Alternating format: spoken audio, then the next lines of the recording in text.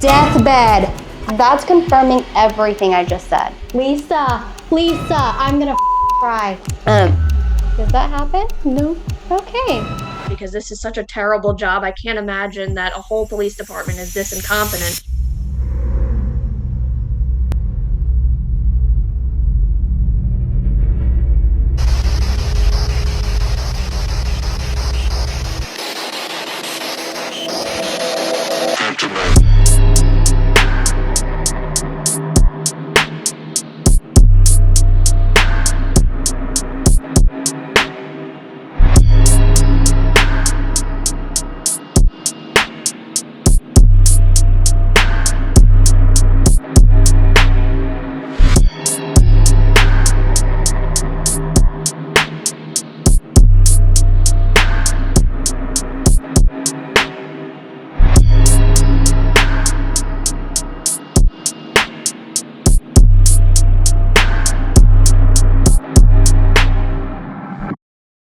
I have been cautioned to tread lightly as we navigate this somber tale, as the people involved in this case are still at large. For my own safety, I will refrain from using exact names throughout this journey. So grab your favorite crystal and sage, because we're about to embark on a journey into the unknown.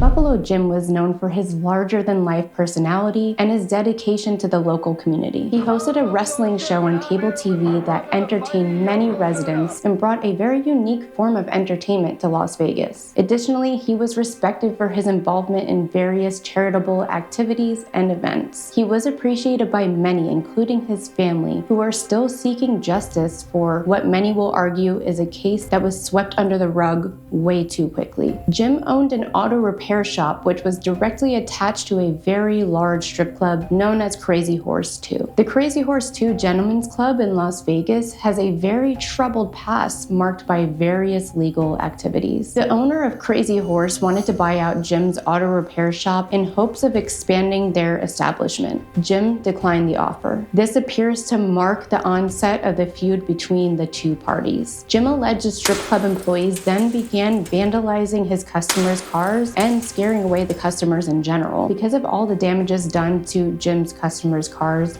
this resulted in a lawsuit against Crazy Horse. At this point, the FBI was already looking into the strip club owner and the establishment for tax evasion. It was known that Jim was feeding the FBI information and was an informant for them for about 2 years. With the help of Jim, the FBI was able to pin the owner, which resulted in his arrest. He would go on to serve 10 months in prison and then be put on house arrest. After serving his time on house arrest, he was released on April 4th, 2008. Strangely enough, one day later, on April 5th, 2008, Buffalo Jim was found dead in the Motel 6. Hey guys, I'm Sam. I'm a psychic medium here in Las Vegas. Been doing this a really long time, and this case really kind of just caught my interest by my husband putting it on, and I caught a glimpse when I heard Las Vegas, and I felt so called to help. And usually when I feel called to help, it's for a reason, and I knew this was right up my alley. I'm excited. I'm also nervous to tread on these waters just because of the speculation. And you never know who you're going to be messing with, and especially this part of town that we're going to isn't really the best. I have high hopes. I'm really excited to get some information and close this out for the family to know like the real truth instead of speculation. I'm not gonna lie when I say like I'm kind of scared and nervous. So seeing into the future of this case, I think it's definitely going to present itself with a lot of evidence. I think that we're gonna get a lot of answers. I think it's gonna be an emotional roller coaster of how this is gonna go. And I wouldn't be surprised if this gets like delayed into a couple days for us instead of just like one night of investigation. This case goes really deep and I can go on about it for hours, but there are some notable things that just don't sit right with me that I would like to mention. So Jim was found lying face up on 2 pillows with his shirt unbuttoned and his pants pulled down around his ankles. He had a white powder-like substance on his nose, beard, and shirt. That powder was never tested. After his daughter received his belongings from the police, she noticed a voicemail on her father's phone from a woman asking if everything was okay. According to police, the woman claimed to be a lifelong friend of Jim's. However, the family has no idea who this woman is. Security footage shows Jim checking into the motel at 8:22 p.m. and in the footage you can see a female following behind him walking towards the room. Keycard logs show that room 105 was accessed by an unknown guest keycard 7 minutes before he entered the room. So who entered the room before him? There were so many things at the scene that were never looked into. Jim was known for carrying large amounts of cash on him. When he was found, inside his wallet, there was only one single dollar bill folded. According to claims, a dollar bill found in this matter is known to suggest a mob hit. Lastly, I think one of the most notable things in this case that suggests that this should have been looked into more as a crime rather than a drug overdose is the fact that Jim received numerous death threats leading up to this event.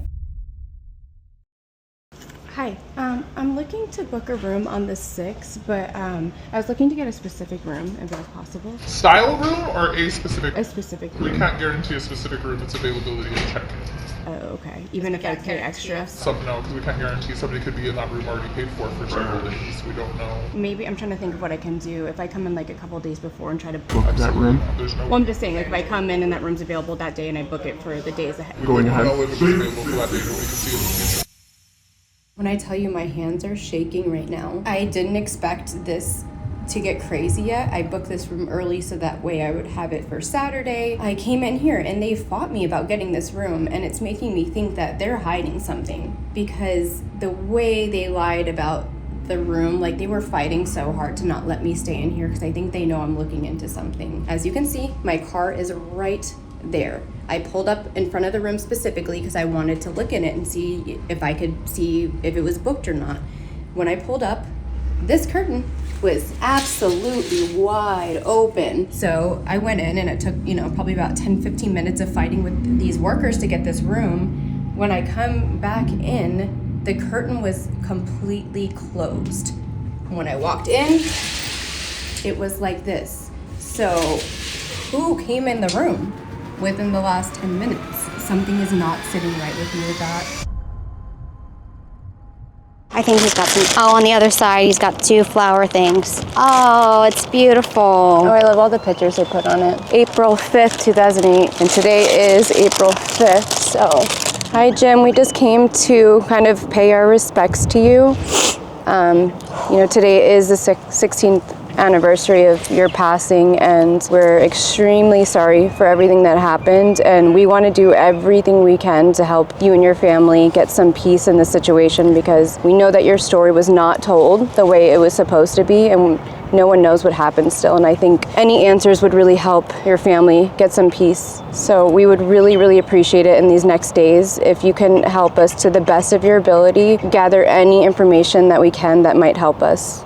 Amen. Are you getting anything from Yeah, I feel like throwing up and crying at the same time. And like there's a bunch of kids around, right? So it's like, I don't know if I'm picking up everyone's emotion, but I go to gravesites all the time. I've never had this experience. Last time I felt like I was gonna throw up was the Lizzie Borden house. And I can keep my shit together and I never cry. I literally feel like I'm gonna vomit. I just don't know. I can tell you, this was not an OD. No. This was not an OD. I just can't imagine being on the other side and like how frustrating that must be to like pass and people don't know the real story. Like, yeah. I get the feeling of him like wanting to tell them so bad. And he's been very active over the last 2 days. And so I know he's ready to tell a story. And I'm just so surprised, like no medium has done this yet, right? Like no one's, maybe it was meant for us. And it's sweet because he was doing this earlier and I didn't tell you.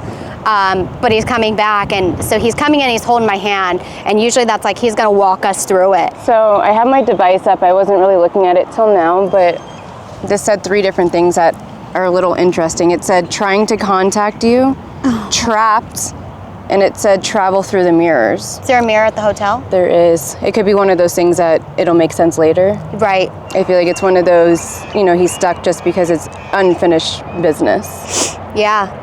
Not that he's not okay or at peace, but just wanting to get the message to his girls. And it's not just that he tells me, it's not just his girls, it's everyone who he affected. It almost feels like, you know, this was a celebrity in a sense, right? All right, Jim, we're gonna do everything we can to help you and your family out through this case. And I just wish you hear you the train? peace. Yeah. Confirmation. This said, I will win. I feel like want to cry tears of joy right now after seeing it that. said, I will win. Well, that's confirmation, if anything, wow. Right now, Sam is following me in her car to go over to the Motel 6. We are just leaving the cemetery. We wanted to visit his grave first since today is the anniversary of his death. This is going to be the first time that Sam is entering this room, so I do want to record her initial reaction to see what comes through. Also on top of it, because of the activities that happened yesterday of what seemed like somebody possibly entering my room right before I entered when I checked in, I did set up some booby traps, so first things first, I do want to check to see if everything's still in place, because if not, and somebody did enter the room again, that is very concerning. So I will be there in the next 10 minutes. The first thing I want to do is open the door really slow because I set up the booby traps and I want to see if anyone snuck in the room. Why is my key not working? Did they do this so I have to go back to the office again? That's bullshit. Did you give the 2 keys? Let's check, because I don't want to have to go back. I'm telling you, they want to see me again. They want me to go back to the office. I pray I have another key, because I really don't want to go in there. No. You don't? I don't. Should I go in with you? Because I'm not handicapped. I can't believe the key deactivated, of course. I was literally thinking that too. Oh yeah, my key just deactivated, I guess. It won't work. 105. Thank you, I appreciate it. Have a good day. See, you can't really see from the glare, but okay, if the cup... Did you leave the window open? I did, so I can see in. So if the cup falls right now, that means no one was in there. If the cup doesn't fall and it's already in the ground, then... Are you serious?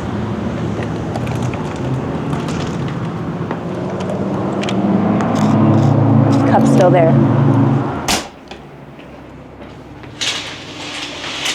Only connecting to Jim's energy at this time, Buffalo Jim. Keeping me protected from all negative energies that are around this area or anyone else's. He keeps showing me number 4, but given that, like, we know he died in April, and it is April, but he keeps showing me time. So do we know what time he was pronounced? I believe that it was estimated because they didn't know the exact time of death, so they put it between a time frame. From what I remember. The other thing I'm wondering is, you might not know now, but I really want to know if he actually passed away on the bed or something happened and they moved him. That I was just seeing that, because what he's showing me is he was dead already. And right over here is where that silver cell phone was that we don't know whose it was. And that, yeah. Whether it was his or someone else that was in the room. His There was daughters a never saw couple it. people involved is what I'm being shown. And I see a man directly standing right here in front of him. Here? Yes. So that's where, when I was on the phone with you, I was standing in this very spot when I got those chills, and then I took a bunch of photos while I was in here, and some kind of white mass showed up in one of them. So this, I don't know what this spot is, but... It's almost like who this was looking over his body. I know this sounds morbid, but like praising over what he did. Do you know what I'm saying? Like looking at his work, in a sense of like him getting the last laugh. This doesn't feel like it's a young person. This feels like this is an older man that I'm being shown. I'm not saying like granddaddy old, but this is an older individual. This said, don't stay. He keeps saying yes. I think that I'm accurate then if he's confirming. He keeps showing me a house. I think he was taken somewhere. He checked in here. They saw him at the office and then walking towards this room. Do you think maybe he left and came back? And he's saying no. He keeps telling me he didn't do the cocaine either. How does that amount get in your body? What he's showing me is him alone coming here. I see him on the bed kicking his feet up waiting for someone. So maybe he was trying to help someone out that he did. From time to time, he helped prostitutes if they were in danger, correct? Yes, so... I wonder if he wore cowboy boots or boots. It's all I keep seeing is him putting his boots on the bed. I think he dressed like a cowboy a lot. I think that was his thing. Because he keeps showing me like he didn't know this was gonna happen. Even though he kept receiving threats, that particular night, he did not feel that this was gonna happen. This said my house. That's confirming everything I just said. something with the house. I think he was followed from his house. I wonder if he was going to, what if someone was staking him out? I mean, this is all hearsay, but if someone was to be staking him out and he was going to meet up with whatever girl for whatever reason and someone followed him, that's a possibility. He keeps saying yes. I think we're onto something. I wish I knew what his involvement with the girl that he was seeing in the footage, whoever that might be that came here with him. She had to have known something is what it seems like, but like what was her role in his life? And I don't feel he knew this person well. Whoever that girl was in the video, that's why I almost wonder if he was helping her out. And it's hard because I'm so nauseous. I'm like trying to like keep it together to like get like clear details. Well, I think this is going to be one of those things that takes time. This is like, I wanted to at least bring you in here to get your initial gatherings of what you feel upon entering the room for the first time. He's seeing Crazy Horse. I have to look at pictures of these guys. He says he knew they were coming after him, which that's been validated. I just wonder why he left his house at night if he knew people were after him, because he was being careful. I keep getting like some sort of informative, so I don't know if the FBI had an involvement with informing him. Maybe they're the ones who wrote the letter, or maybe like he had the people who did kill him had an informant with the FBI. I think it's almost point blank of like, this is exactly what happened. Like this, what they think happened is what happened. He says his story is not finished yet. I feel like I have to get off the bed at this point. I don't like it. I keep being shown Crazy Horse too. The main thing was this happened the day after the guy who owned Crazy Horse got off of house arrest. He was in jail for 10 months, house arrest for 1 week. The day after that is when he was found here. Coincidence, maybe, but highly unlikely. That's highly unlikely, especially for people that have that big of a feud going. And with house arrest, anyone can still go visit you. You just can't leave. Lethal. It was a lethal dose of cocaine. And someone who was sober for so long would know to not do that much cocaine. I'm gonna get my journal tonight. I'm gonna journal everything. I'm gonna watch the case so I can get more stuff. But I want him to also like take me through step by step, which is probably gonna be very heavy. So okay, we were unprepared for this. We were just about to leave. We were kind of having like an off-camera discussion about the case. And all of a sudden I hear, did you see what it did? Because yes. all I heard was like... And that's the only thing that moved. It was loud. Literally, the curtain didn't move. It was like a vibration. It was loud. No one was moving. We were literally talking, confirming about stuff and like what goes on in this town. And it literally, just this. This didn't move. It wasn't like it got a brush of wind. It was literally this moved. Maybe it was something paranormal yesterday that completely opened the curtain. But I mean, when I opened the curtain, like it all the way open. But how did that just happen? And I think it's to let you know, like confirming. That's why I want you to turn on your thing. Oh my God, yeah, hold on. Who moved that curtain? Can you do it again? That was Jim. I'm telling you, it was Jim. If I turn my back, will you do it again? See, I wasn't looking at it. I heard it. It was loud. I watched it. Yeah, because you were facing that way. I was right here. This is object. Can you do it again? Or can you move something else, since we can obviously tell you can move stuff?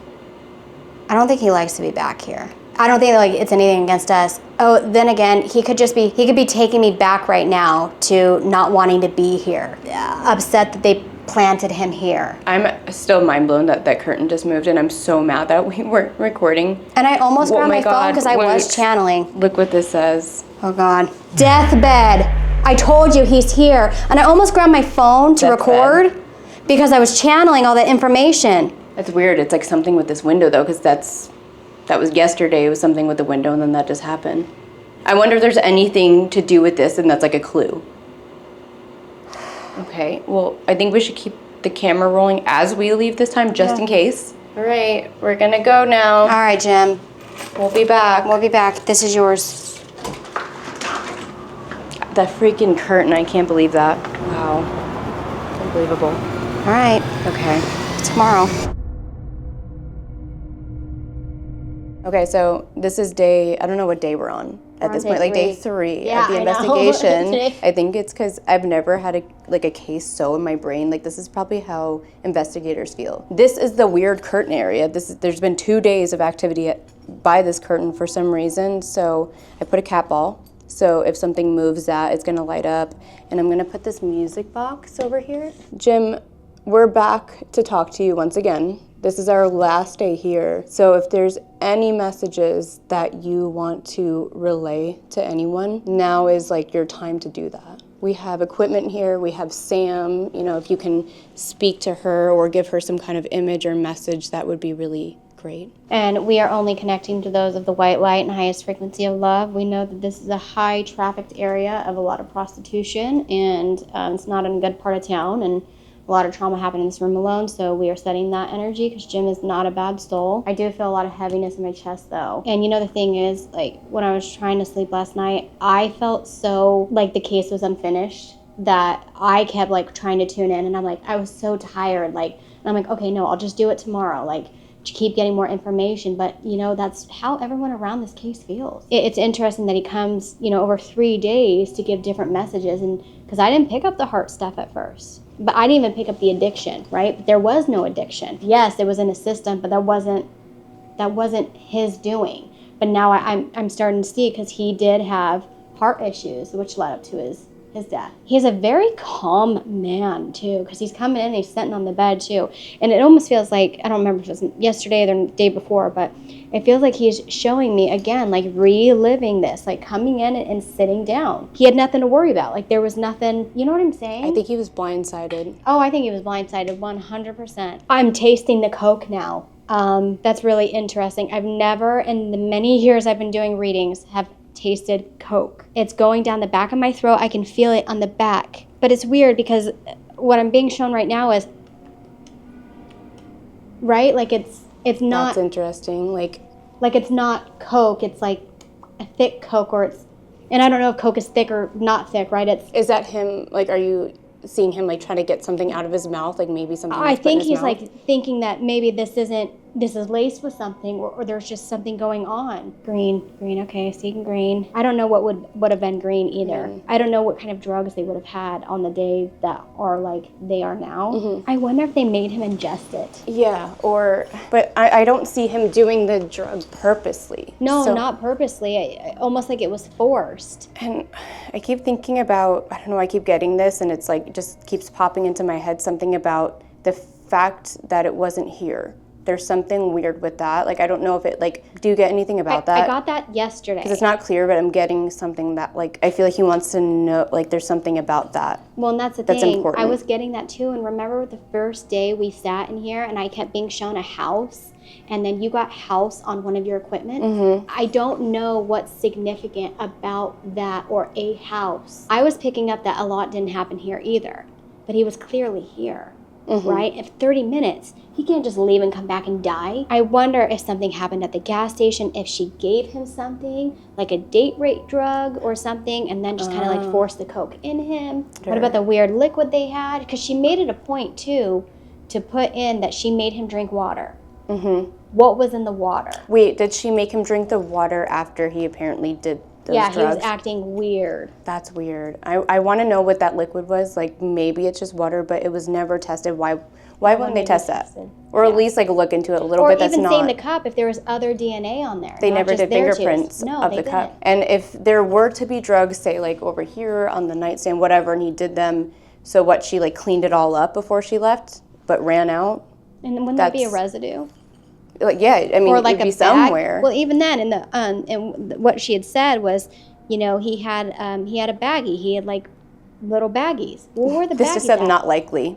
After we were just telling that story, it said not likely. And he keeps taking me how he passed too. Like, I can't breathe. There's another disgusting energy trying to come through. A female. I don't like her. She's go. It just said Kayla. Away. Ah! You thirsty bitch. I'm so thirsty. You thirsty bitch. Not in that way. Thirsty bitch. Does that happen? No. Okay. I'm so glad I told you to turn the camera back on. You just said turn. Yeah. Okay. I must be psychic.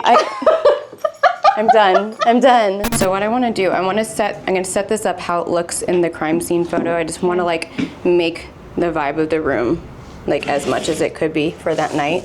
Okay. Because I'm going to kind of like imagine myself We like can put the being him silver laying there. phone here with mine. So this is literally what it looked like. It was like this. I have an orange pill bottle that I'm going to put over here. I love it, Linz. And some coins. I think I got some coins. Okay. This is exactly what the room looked like in this area on that night. The chair was exactly like that too. So we're gonna do this little experiment and see if we can kind of like ramp up the energy that was here that night to try to figure out what happened. Jim, now's the time to tell us anything about this case. If you want to go ahead and start and run us through what happened that night, that would be wonderful. 4. You died in April. 4. Okay, thank you. That bed just did the shaking thing again. Like I felt like someone like laid on the bed. Okay, good. I don't know if anyone touched the bed, but I doubt it. Nope, no one touched it. Jim, who was with you that night that you were murdered or killed or passed on your own? 1 million. 1 million was used, and the way that you were killed, 1 million was offered. Is that what you were trying to Cop. Cop. The cop was paid 1 million to keep quiet or help with your killing. How did you die, Jim? More evidence. Hold it. Where is there more evidence? Or are they holding? Died in building. Jim, thank you. You were doing wonderful. We know you died here. Look. 5 o'clock. What's with 5 o'clock? Work. Jim, why were you at Motel 6 on the night you died? You told your daughter you were going to dinner with a friend and you would be home in a couple hours. Bullet. Jim, did someone threaten you with a gun? I just heard a laugh. It was a female giggle. It was so clear. Jim, please, we need more answers. Oh my God, I just heard the creepiest laugh. Jim, why is she hearing laughing? Were they laughing at your expense? Wrong. Conjure. We know it was wrong. We know you need justice. It was unfair. Connor. Connor.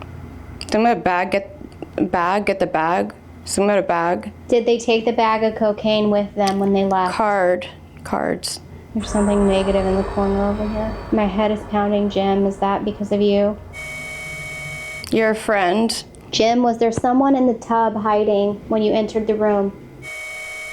Next. Was there someone in the next room waiting for you to come in? Totally.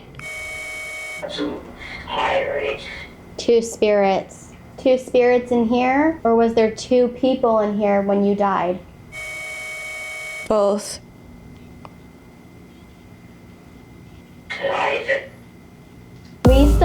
Lisa, I'm gonna cry.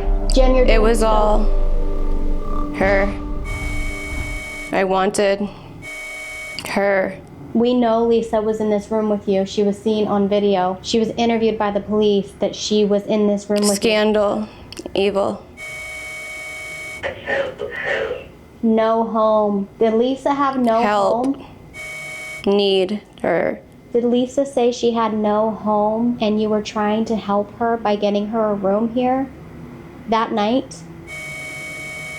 Totally. We know that you helped out prostitutes and women who had no place to go and who needed saving if they were in a bad situation. Is that what Lisa was saying to you? Yeah. It was like a long yeah. I picked that up. I knew that. I knew you came to help someone. I knew. There is Patricia. That's my grandma. Hey, Grandma. Hey, girl. Thanks for joining us on this. She would like Jim. Buffalo Jim. free consultation. What does free consultation mean? Room. Who paid to have you dead, Jim? You know. We do know. We can't say it. We know. Jim, did you know you were going to die that night? No way. No. Jim, with all No. with all respect, did you do cocaine purposely that night? Your siren's randomly going off. I know your soul didn't. I just want to get physical evidence. No. Thank you. Now to all the viewers, Lindsay cannot hear a thing I'm asking. It feels like the bed is shaking so much, like the whole Lindsay, time. you would not believe what we just got. What happened? I was almost in tears. What happened? He said Lisa on here. That said Lisa? Lisa. You answered everything I asked you. Patricia's my grandma. Said Lisa. It literally said Lisa. I literally was in tears. That's crazy. No home. Lisa, and it said no home? Yeah, said no home. And I said, were you trying to get Lisa a night? Oh, was she like a homeless? Like, was she homeless? Oh my God, my dad's name just came up. I can't believe it said Lisa. I love that your dad just came through. Yeah, it literally said my dad's name on this. And my grandma's Patricia. I know I didn't want to mention like specific names, but I just feel like this is very relevant, important, and this is just facts that are out there. Yes. I'm not coming after anyone or making this up, but the woman's name who was here with him that night that left him a voicemail was apparently named Lisa. She what? Wow. Okay. I'm thirsty. So thank you for meeting with me right now. I'm actually like wrapping up this case, and there's just so many things I feel like are not clear, and I'm not a professional in this by any means. So I wanted to get kind of a professional opinion to clear some stuff up about the information that I've gathered. So what is like your credentials here? I just want to put it out there. So I do have a bachelor's degree in bioscience, so I did study biology a bit. I did also get a master's degree in crime scene investigation, forensic science. I also worked at the medical examiner's office for about 6 months. So I did get to see crime scene photos, police reports, and things of that nature. So it could be helpful, when I did look at this information for the case. And I know that you don't know a lot about this case, but I kind of just like sent you over this paperwork to look at. And what have you gathered from going over all of this? Okay, so starting with the toxicology report, there was 3 things that kind of stood out to me. So there was the cocaine, the fentanyl, and the GHB. So regarding the cocaine, there was 245 nanograms per mil found unmetabolized in his system. Now, what I do know is it takes 1 hour to completely metabolize. So he still had 245 nanograms in his system that before he died did not get metabolized.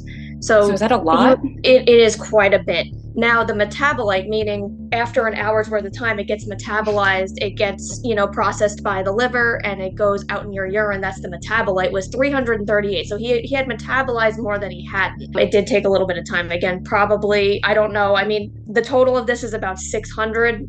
I can't say what he did, but there was more metabolized than not. So that's interesting, though. So does that make sense? Because when I kind of gathered and put together is the time frame of when he checked in to when they ruled his death, I believe was only like less than an hour, like a 30-minute time window, from what I understand.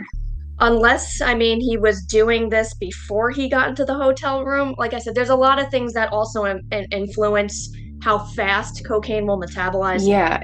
If you smoke it or you inject it, it metabolizes a heck of a lot faster than if you snort it. So there's also body weight. There's a lot of things that can influence that. So I can't really speak to it. I just know that based on the information, it's an hour to start metabolize. It's a half-life of 1 hour. So it'll get rid of about half of it in 1 hour's time. Based on that information, I would say it was probably at least in his system for an hour. And then also, what are your thoughts about just like the scene in general? Overall, my opinion is that the police wrote this off from the minute they walked in the door. They didn't care about anything after that point. There was a lot of things in here that kind of didn't sit well with me. First of all, if somebody is going to take what they conclude in here as a large amount of cocaine, quote unquote, where did it come from? There was no baggies. There was no container. Did it come out of thin air? Nobody found anything. Where did this come from? I don't think anybody just carries it in their pocket. They have it in a baggie. They have it in a container. I didn't see anything ever mentioned about that. So where did it come from? One thing I also didn't like is the daughters unfortunately walked into the room to identify their father, and they basically just handed them all his property and sent them on their way, including the cell phone. If you're really interested in finding out what happened to somebody, you typically would look at their cell phone. You would look at all their property. You would collect that as evidence. You wouldn't hand it to their next of kin and say, all right, have a good day. Also, what they took prints of, what they took DNA of, like that chair pulled out. They never touched that chair. They took random DNA and random prints, but they didn't take it of things that looked like they were supposedly moved, like the chair. Based on this, they made up their mind from the beginning. When I read the interviews of the daughters, they were actively telling them he's gotten death threats and, all this information, and they didn't even care 1 second So about in your opinion, that if you were on the scene, like you think it would have normally been ruled suspicious and looked into further? I mean, if a close family member, and even his ex-wife, said, I do not think he would do cocaine. He used to, but there's no reason to suspect, and his daughters say the same thing. They are the closest to him. That struck me odd, and if somebody very close to him saying, hey, my father's been getting death threats in the past week, I would be like, oh, okay. Do you have evidence of this? Do you have a recording? Do you have documentation? And there was. Yes, and there was. They never asked a second question about it. So I think it was shoddy police work. They may have been, who knows if they were covering something up, because this is such a terrible job. I can't imagine that a whole police department is this incompetent. Again, there's a lot that can come out of this, but what I'm seeing is there's too many holes in the way this was conducted. Though I never had the honor of knowing Buffalo Jim personally, it's abundantly clear from the outpouring of love and remembrance that he was a remarkable individual. Though he may be gone, his presence will forever be felt in the hearts of those who loved him. As Elvis Presley once said, truth is like the sun. You can shut it out for a time, but it ain't going away.